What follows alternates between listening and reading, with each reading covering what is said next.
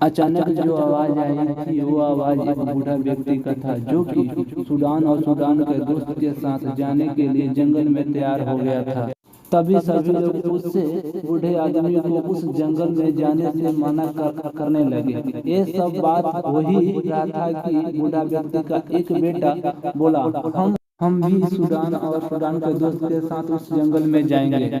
बूढ़ा व्यक्ति के बेटा का नाम डिंगल था, जो कि जंगल में जाने से बहुत डरता था, मगर क्या करे, सभी के सामने वह बोलकर पछता रहा था। इतना ही में डिंगल के गेट बजने की आवाज सुनाई देने लगा। झट से खड़ा हुआ और गेट के पास गया और गेट को खोला तो देखा कि सूडान के दोस्त गेट पर खड़े थे।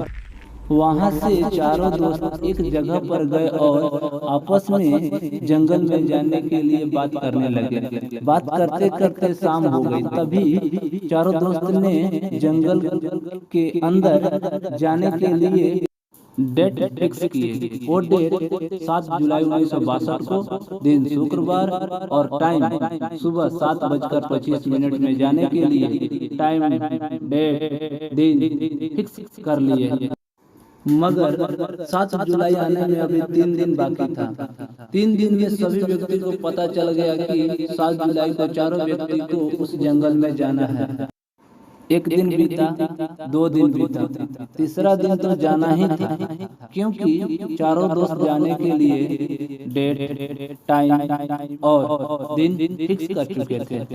7 जुलाई 1962, दिन शुक्रवार, टाइम 7:25 में अपने घर से सर पर कफन बांध कर निकले और सभी का आशीर्वाद लेते हुए आगे बढ़ते चले आए। चलते चलते अपने गांव से कुछ दूर चले आए तो चल ही रहे थे कि उन चारों को देख कर एक कुत्ता भौंकने लगता है।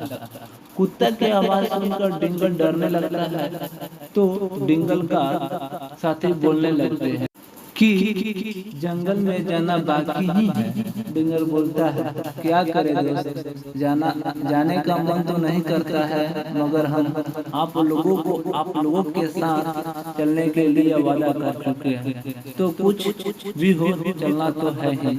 चलो हम लोग आगे चलते हैं।